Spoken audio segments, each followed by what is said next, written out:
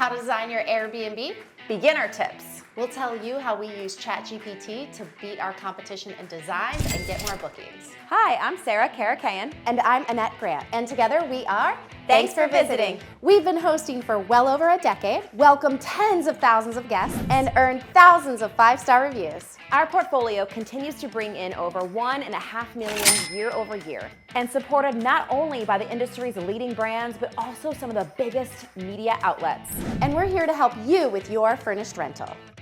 Simple is better when it comes to decor. Be thoughtful with the designs that you bring into your short-term rental. So what kind of bam impact can you make with something that's like a wow factor in your rental? So I'm talking maybe you invest in a mural. Maybe it's some really unique and fun and interesting wallpaper. Maybe it's a light fixture that is perfect for selfies against this chair and this plant. Maybe it's plants in general, but pick something. And as long as the data shows that it'll actually get people interested via the photos and book your property, and then stick to that and lean into it as far as you can.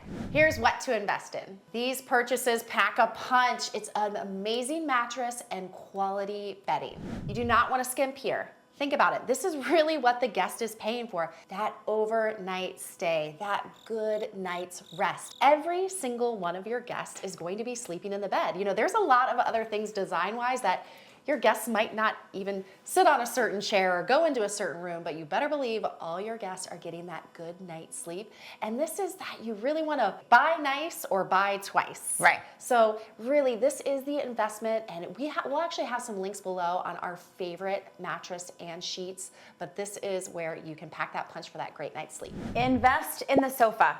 Invest in the chair.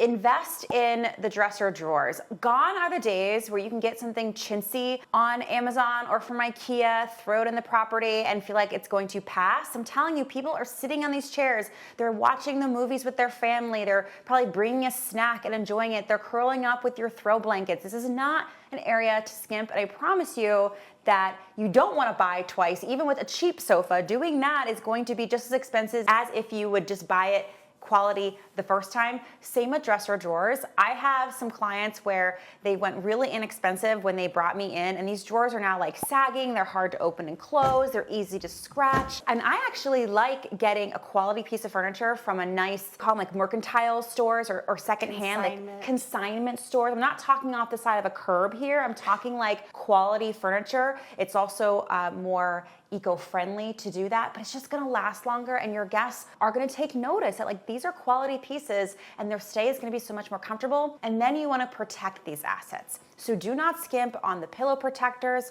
on the mattress protectors. Don't skimp on Scotch guarding your chairs and your sofa and making sure that you are cleaning them once a quarter. The mattress that covers that you're taking off, make sure those are clean after each and every stay. Really take your time and make sure you're leaving funds to keep these things looking like they're in great shape. First of all, have just a few throw pillows. I'm talking maybe 1 or 2 for your sofa. I've stopped doing them for the bed. I just keep my beds crisp and white with the 2 pillows per person. But throw blankets, I wouldn't skimp on that. I'm telling you, I've learned from that mistake not having enough. Guests like being able to take a throw blanket with them, maybe an extra blanket on the bed or on the sofa or on the chair or with their partners or their kiddos. And these things, you're gonna wanna wash them more often. Make sure the pillows you buy, you can actually take the covers off of them and they are washable. But doing that over and over again, they're gonna lose their luster and you are gonna have to replace them so they don't look sad on the sofa or really pilly and gross and they don't want to cuddle with it anyway. So don't waste a lot of money investing in super high quality throw pillows and blankets. You can save money on your coffee maker. People want to get all these high-end espresso machine coffee maker. Listen, bare bones, easy breezy. Your guest wants to know how to work the coffee pot so you can keep it super simple, save on the dollars. Few of the things that you can save money on that we have for years and it's awesome is your silverware, plates, glassware. You can get cute stuff, inexpensive, because just gonna break your heart right now. The glasses are gonna break, the knives are gonna disappear. They're like socks. It's where does it go? Don't wonder about it. Just don't get them expensive, but you can still get super cute. And here's my biggest tip for you. Get inexpensive but wow factor light fixtures. You do not have to spend a ton of money on light fixtures, you can get really cute ones from Amazon, from Overstock, from Wayfair. They look amazing in pictures. They're wow factors when your guests walk in, and they do not break the bank. You want to set your guest up for success to take care of your property and enjoy it. Let's start at the very front of the home, having an amazing welcome mat with the word welcome, or we're glad you're here. There's so many cute ones that you can get, but this is helping your guests know, hey, they care about the property, they walk in, they can take their shoes off. You know, this is your asset, so we want to make sure that they're doing that, but it'll help keep the place clean during their stay. Speaking of keeping the place clean during their stay, this is a pro tip. You want to make sure that you are equipping your guests with their own cleaning supplies. And you might think this is like counterintuitive, like, well, wait, we don't want them having to worry about cleaning in our home. It's going to be immaculate. Yes, it will be immaculate, but your guests also like cleaning. When they're in the kitchen and after they've cooked an amazing meal, there is nothing that is more satisfying to me than doing a full counter sweep and wiping the whole thing down and then sweeping the floor after a meal. And I'm sure your guests are going to want to do the same. And, you know, there might be a spill in the living room or a bathroom or in the bathroom. You want to make sure that they can clean those things up. So having an area just for some cleaning supplies specifically for your guests will really help them enjoy their stay more, and make sure that when they do check out, hopefully it's a better experience for your cleaning team. You might have some limitations here, but do your best to really think about guests bringing in their luggage. So if you can have clear pathways, and if they have to go upstairs, maybe you think ahead and do some paneling or something that's a little bit more durable to save your walls from the dings from the luggage going up. And then also, don't assume that your guests are going to know where to look for some amenities that you're going to offer, like your iron, your hair dryer. And I actually have a story for you. So in some of our properties, we have a sleeper sofa in the living room where they can pull out the sofa and have, you know, the kiddos sleep there, or an extra human being sleep there. But there's no closet in these living rooms the way they're set up. The closet is in the bedroom, and so that's where we have a really lovely kit in a plastic lidded container. We even have the sign saying the bedding has been clean, it's been clean and inspected and ready for use. But we actually have been getting some feedback after the guest checks out, which is frustrating, but our guest perspective is what matters most. They weren't able to find the sleeper sofa bedding. And you think, because you set up the place, well, it's like, why didn't they look in the closet? Well, they didn't. And they didn't find it, and they were frustrated during their stay. They didn't reach out, and now it's in my review. So don't assume that they can know where to find these things. Put it in your welcome books. With the really important stuff, you might want to put a little sign out in a really pretty picture frame saying where the most used amenities can be found in your home. Really think through things as if you don't know where everything is, and as if you didn't set everything up, so that you can help people who have that vacation brain going on know where those things are. Sarah was mentioning every guest is going to bring a suitcase. You know, they're there for a short amount of time.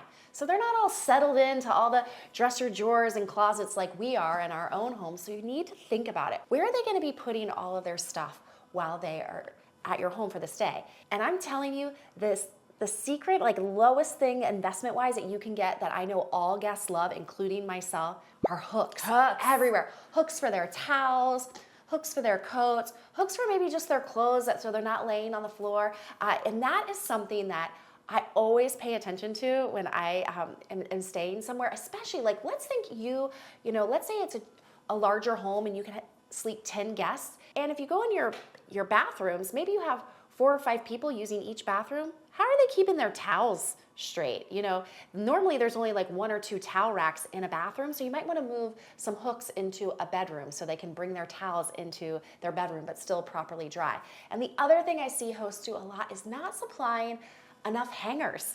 You know, if you're leaving like 2 or 3 hangers per guest and you don't have a dresser, you want to make sure that they're able to hang their things up. And again, that's something really low cost, and it just really helps your guests have an amazing time. TFB pro tip.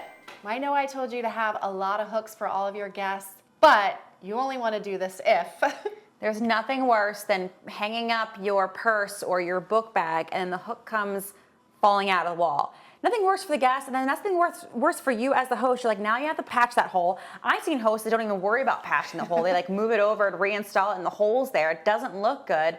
So do yourself a favor.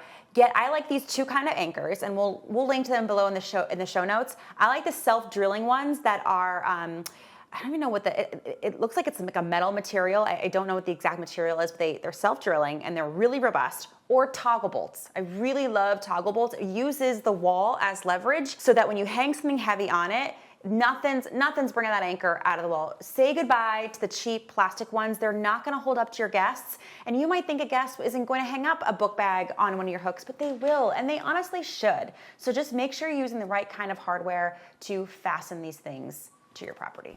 An expensive tip is charging stations on your nightstands. Make sure you have a charger for whether it's an iPhone or an Android. Your guests are going to just love this little detail, and they're so inexpensive. You can put them on each and every nightstand in every room. You could have a universal one also in like a common space. But I'm just telling you, it's those little details that your guests are really gonna like pay attention to and know that you are on your A game. I'm gonna give you this tip, but I just don't want anyone going to the extremes with it, okay? I do think there is value in putting labels around the property that are really gonna help a guest not be confused. Like, especially if you have those 3-way light switches where like this switch will actually turn off something that's over there, but then if that switches down, or outlets that if that switch is off, the outlet doesn't work. Like, there's nothing more frustrating when you're in a home that you're not familiar with. Charging your phone and then you thought it was on and then it woke up and it was dead. She's got deep-seated anger there, right? You don't want this to be your guest post stay. So go ahead and use the label maker. Okay, but please be tidy about it. When you put it on the wall, make sure it's straight. Make sure, I even like the clear with the black lettering if you've got the white light switches, and don't go crazy for sure, right? There are some things that are very obvious, but think about it. When you're walking through your home, what is going to frustrate a guest like that? Maybe your thermostat is difficult to use. You can leverage QR codes. If you use Canva, you can use free QR codes. There's probably other websites as well, but Canva is what we've used in the past, and connect it to a YouTube video showing them. You might think the Nest thermostat, for example, is easy to use, but tapping it in to activate it or using it like this is not intuitive for people who are used to like digital or old school thermostats. So meeting your guests where they're at so they can just get the thing done. They can just turn the AC up or turn the heat up or whatever it takes to have a great stay. Go ahead, use labels within reason. Yeah, I just stayed somewhere that, I'm not joking, every single switch in this 6-bedroom home had bright yellow labels telling us everything. And maybe in 1 or 2 areas of the house, there could have been a little instruction on what the light switch was to, but it was excessive. And we were kind of like reminded every time we went into any room that like, this host thinks that we're idiots. Like, we can't hear. Like, it was so aggressive, and it was just disruptive to just see it over. And it was like bright yellow. Well, you're at a beautiful like beach location, and property itself needs to be aspirational, right? So that's why I think like the labels need to be within reason. And bright yellow, it's like it was offensive. Yeah, it's like a warning, and you have this hopefully beautiful interior, and then you just these yellow like dots all over the place. It was really it's a lot. Disruptive. Yeah. This is absolutely part of the design. Don't go through all this effort and then not get professional, thoughtful photos of the interior and exterior of your property. And I'm not just talking about the big picture things. When you invest in a really great phone charger at the side of the bed, or not only do you have the fancy coffee makers, but you also have the simple coffee pot, show them that you have options, right? We always, in all of our listing photos, ask my photographer who's behind the camera right now, we open up the cupboards and we open up the drawers and we take a photo of, we've got you in the silverware, we've got you with the bowls and plates, but we stage them so that the photos are really beautiful. Get inspiration from websites like Pottery Barn and West Elm and Crate and Barrel, and how they have these detailed photos that look really aspirational and exciting. Like, this property has everything. So tell the story through the photos. Talked about that AI tip at the beginning. It's a good one. It is so good. We want you to use that competition that is getting killer reviews. We want you to copy and paste those reviews from the competition in your area, feed that into ChatGPT, and prompt ChatGPT to sift through it and let you know what design elements, what amenities, what are these guests raving about? And the reason that we love this tip is it's not the hosts that are like pumping their chest of why they're the best. It's actual reviews from guests that have stayed in those properties in your area. So you know what they're not only looking for, but what they are enjoying and what they are raving about.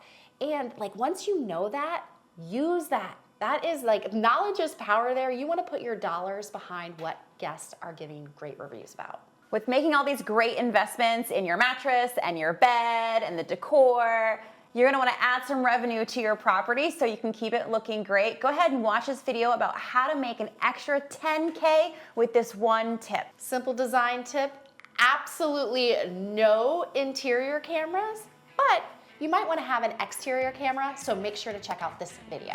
With that, I'm Sarah Karakayan. I'm Annette Grant, and together we are Thanks for visiting. Talk to you next time.